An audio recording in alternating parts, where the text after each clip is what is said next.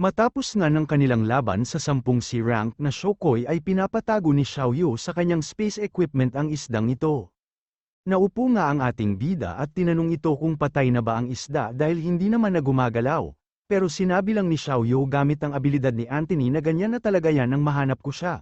Pero dahil sa mukhang masarap kaya ko kinuha. Ganun ba wika ng ating bida sabay nilabas ang kanyang seal upang itago ito at ibibigay na lang daw sa kanyang kapatid pag nakalabas sana sila. Pero nakaabang na pala si Chaos sa isdang ito at hinihintay lang na bitawan ng ating bida, kaya naman hindi na lang ito nakapagsalita. Dahil nga sa hindi agad binitawan ng ating bida ang isda ay nakipagbuno at agawan ito, kung saan ay ginamit pa niya ang kanyang mga kamay o paa habang kagat-kagat ang ulo ng isda. Nakatingin lang naman si Anthony sa kanya na hindi alam kung ano ang nangyayari, habang ang ating bida naman ay minumura na si Chaos at sinabing bitawan niya ito. Pag-aari nga daw ni Xiaoyu ang isdang ito kaya hindi niya pwedeng ipakin kay Chaos. Pero sa huli ay nahablat ito ni Chaos at napa-oh my gosh na lang ang ating bida matapos itong lunukin ni Chaos. Nakuha pang ang dumighay ni Chaos matapos niyang makain ang isda, habang si Anthony naman ay tinatanong kung ano ang nangyari sa ating bida na iniisip lang naman na lagot siya nito pag hinanap ni Xiaoyu ang fishda. Hanggang sa may kakaiba namang naramdaman si Chaos, na agad namang naramdaman ng ating bida kaya iniisip kung nagising daw ba ang maliig na fishda sa kanyang tiyan dahil sa kasalukuyan itong nagliliwanag. Ilang sandali pa ay nababalot ng itim na ulap si Chaos, at dahil naman sa liwanag na nanggagaling sa isda ay kumakalat ang itim na ulap. Hindi naman daw makita ng ating bida kung ano ang nangyayari sa loob ng kanyang mountain seal dahil sa kapal ng itim na ulap, hanggang sa bigla namang tinipon o nagtipon ang itim na ulap sa loob ng seal ng ating bida, at nasilaw pa nga ito dahil sa malakas na liwanag na nagmumula sa kanyang seal.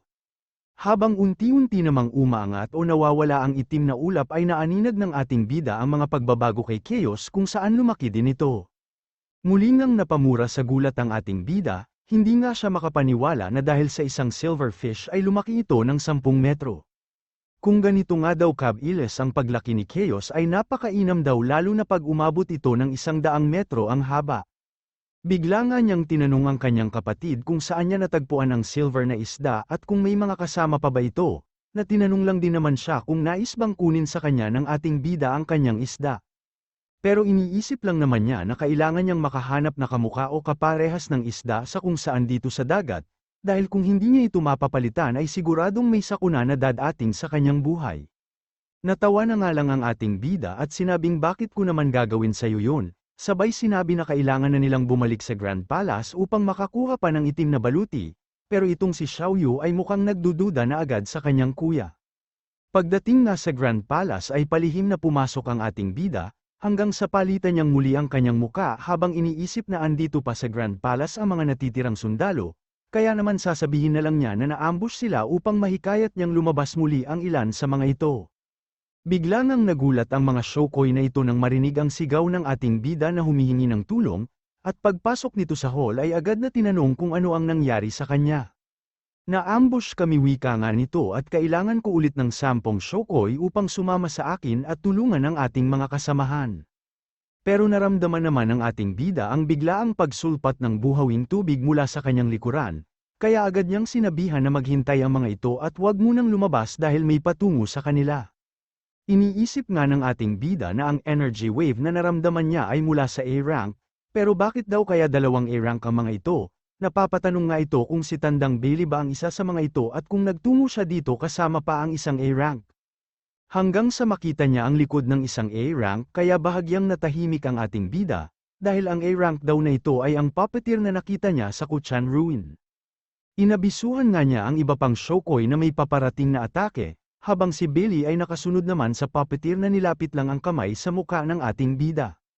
Sinabi nga ng puppeteer na hindi siya kaaway, at inuutusan ang ating bida na tawagin ang maliit na fishda upang salubungin siya, at sabihing andito ang puppeteer. Bigla ngang nakuryente o tinamaan ng emotional damage ang ating bida nang marinig ang salitang maliit na fishda, at sana nga daw ay hindi ang isdang tinutukoy nito ang iniisip ng ating bida.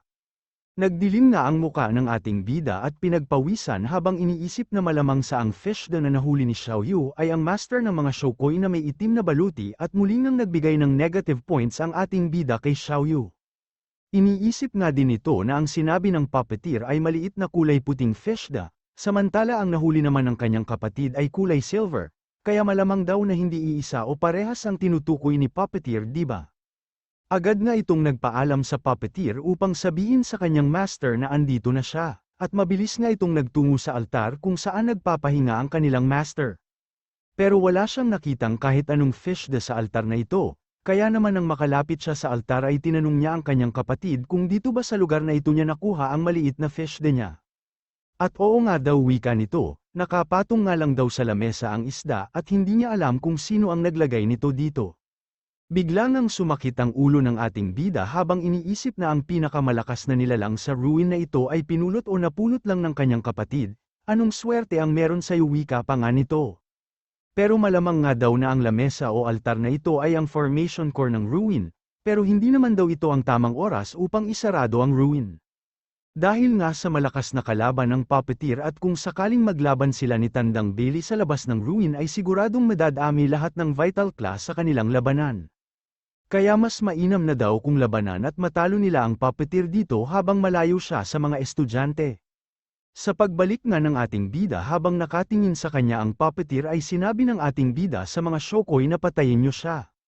Kaya naman tumirik ang isa sa mga mata nito nang dahil sa galit at unti-unting nilalabas ang kanyang enerhiya, habang ang mga shokoy naman na may itim na baluti ay agad na sumunod sa utos ng ating bida at mabilis na sinugod ang puppeteer. Pagsisisihan niyo ito, wika naman ng puppeteer, habang nilalabas ang kanyang puppet ay nagagalit nitong sinasabi na lapastangan kang maliit na fishda, at ang lakas ng loob upang kalimutan ang kaluwalhatian ng kanilang Panginoon. Sinabi pa nga ng puppeteer na pag dumating ang araw ng pagbabalik ng kanilang Panginoon, ay dapat sumunod ang lahat sa kanya at lumuhad sa harap ng kanyang trono. Pero dahil sa kataksilan nila ay hindi daw niya hahayaang magkaroon pa ng pagkakataon na muling mabuhay o ma-reincarnate ang mga ito matapos silang mamatay. Agad nga niyang inatake ang mga shokoy na mabilis namang nakagawa ng barrier upang harangan ang pag-atake ng kanyang puppet.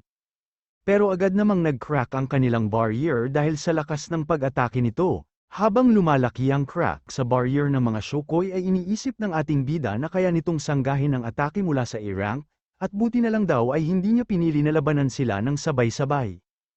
Pero sino daw kaya talaga itong si puppeteer? Masyado nga daw itong matapat sa kanyang master dahil sa masigasig niyang paghahanap sa mga dating tauhan o kasamahan nila. Sinabi naman ng puppeteer na ito ba ang dahilan kung bakit ninyo ako kinakalaban? Tignan natin kung tatagal ba ang inyong depensa laban sa akin.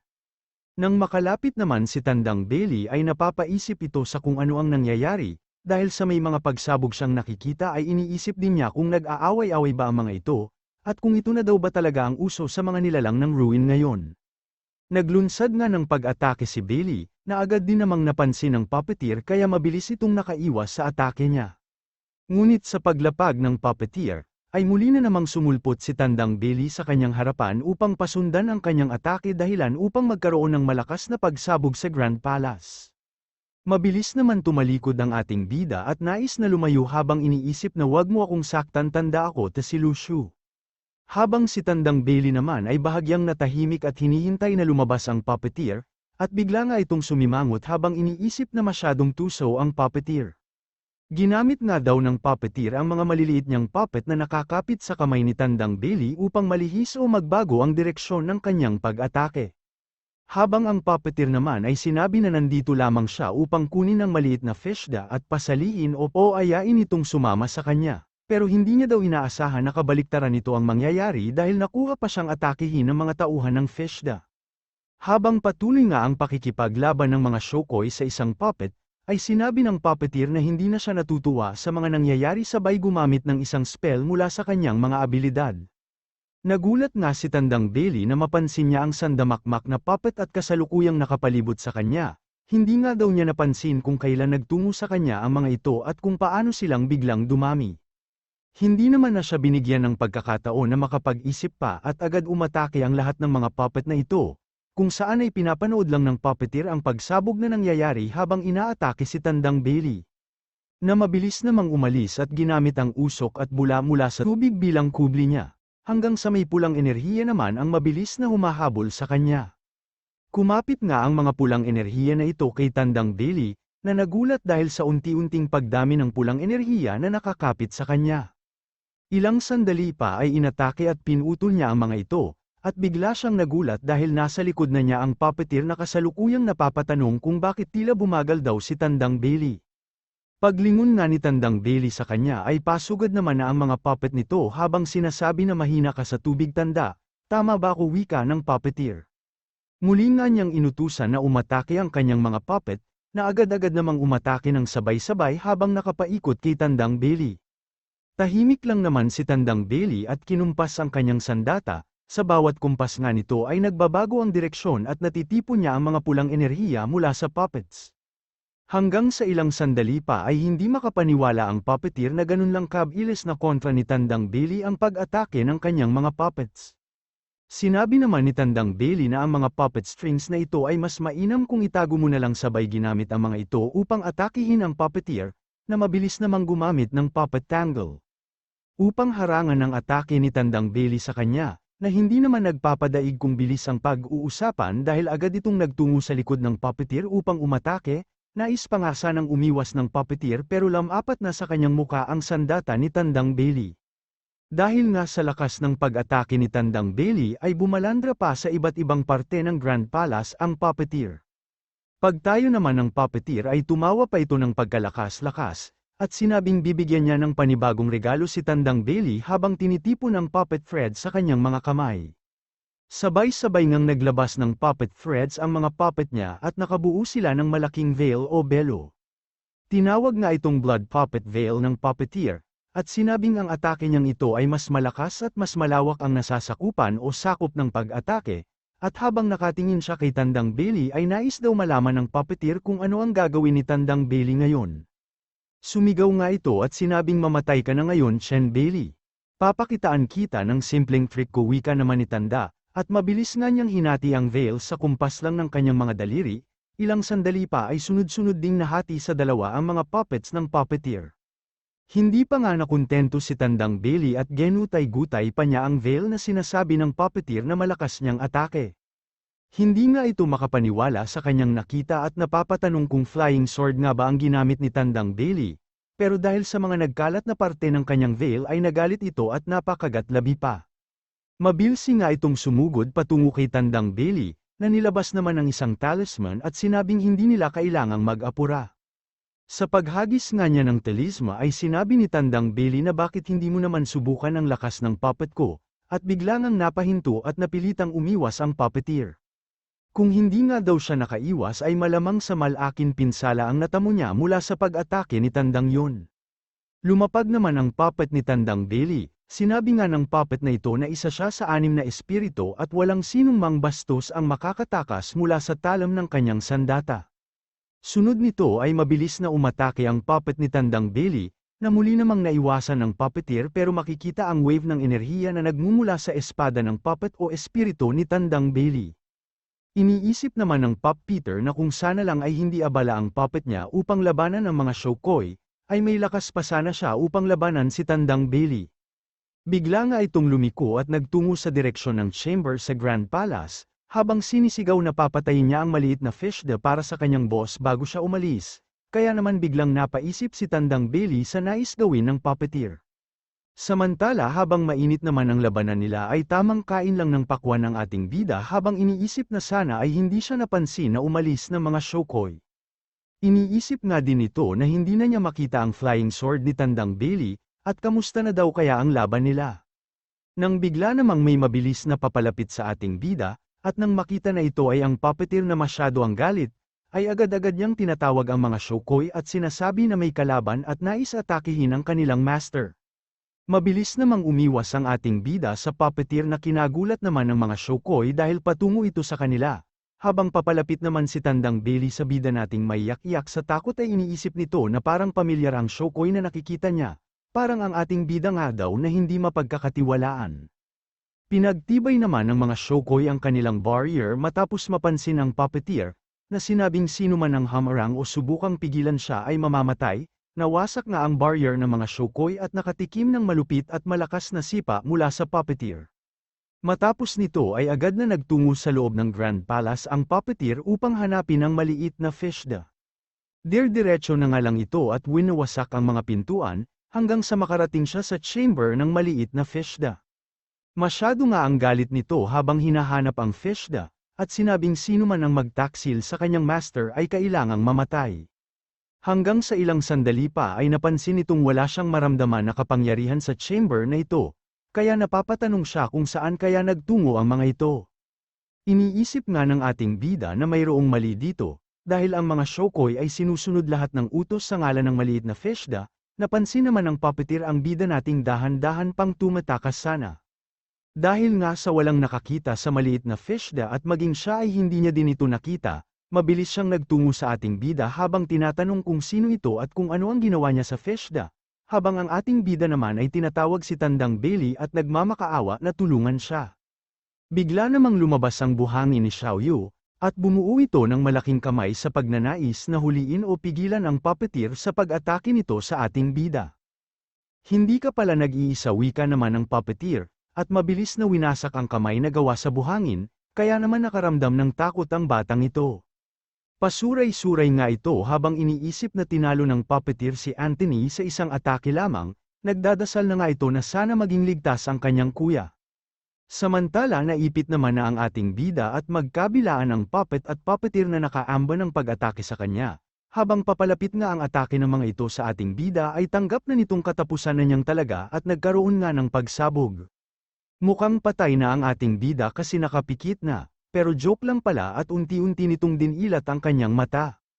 Sinangga nga ni Tandang Bailey ang pag-atake ng puppeteer, at tinapatan naman ng espiritu ni Tandang Bailey ang puppet ng puppeteer kaya naman ligtas ang ating bida at makakagawa pa ng madaming kalokohan. Tinanong nga ni Tandang Bailey ang puppeteer kung nais pa nitong magpatuloy sa kanilang laban, pero mabilis itong lumayo at sinabing tama na pero tatandaan ko kayong dalawa, wika niya. Nais pa namang humirit ang ating bida at pinigilan nga sa pag-alis ang puppeteer dahil may tanong daw siya habang nakatago sa saya ni Tandang Bailey. Tinanong nga ng ating bida kung alam ba ng puppeteer ang pagkatao niya, kaya naman natahimik at bahagyang nagloading ang utak ng dalawang A-rank. Sinabi lang naman ng puppeteer na hindi ka pa ba natutuwa para sa iyong sarili dahil buhay ka pa ngayon, siguradong malalaman ko din ang tunay mong pagkatao kalaunan. Nakahinga naman ng maluwag ang ating bida habang nagtatago sa likod ni Tandang Bailey, tila nabunutin nga daw siya ng tinik sa utak nang malaman na hindi siya kilala ng puppeteer o hindi nito alam ang tunay niyang pagkatao. Samantala dahil sa katanungan ng ating bida ay nagbigay ng negative emotion points ang puppeteer at napag-alaman nito na ang tunay na pangalan ng puppeteer ay Yunyi. Nang malaman nga ng ating bida na Yunyi ang pangalan ng puppeteer ay tila may kakaiba umano siyang nararamdaman. Ilang sandali pa ay nagulat ang ating bida nang ilabas ng puppeteer ang isang perlas, agad nga niyang sinabi kay Tandang Bailey na talasan mo ang pakiramdam mo, mukhang may plano ang babaeng yan. Pero winasak lang naman ni Yunyi o puppeteer ang perlas at agad itong naglaho mula sa kanilang harapan. Napapatanong nga ang mga ito kung bakit siya biglang nawala at kung nakalabas na daw ba ito ng ruin, pero hindi pa naman daw nila nasa sarado ang ruin. Sinabi naman ni Bailey na hindi na niya maramdaman ang enerhiya ng puppeteer at malamang na nakalabas na nga ito sa tulong ng kapangyarihan ng perlas na winasak niya. Mabilis nang inalis ng ating bida ang kanyang maskara habang sinasabi na nasa labas ng ruin ang ibang dragnet at snares, at kung nauna na daw na makalabas sa kanila ang puppeteer ay malamang na madami mamamatay sa kanilang mga kasamahan. Inutusan nga niya si Tandang Bailey na magtungo sa main hall at ang formation core daw ay ang emerald stage sa gitna nito, kaya naman mabilis na lumipad si Tanda upang magtungo sa formation core. Habang ang ating bida ay inutusan lang pala si Tandang Bailey sa formation core upang makuha ang lahat ng itim na baluti, pagdating nga ni Tanda sa formation core ay tinanong nito ang ating bida kung tapos na ba siyang mamulot ng kayamanan niya at oo naman daw, wika ng ating bida. Mag-umpisa ka na dyan, dagdag pa niya. Paghawak nga ni Tandang Bailey sa formation core ng ruin ay unti-unti itong naglalaho, at hudyat na nga din ito na sarado na ang ruin at makakabalik na sila sa kanilang mundo.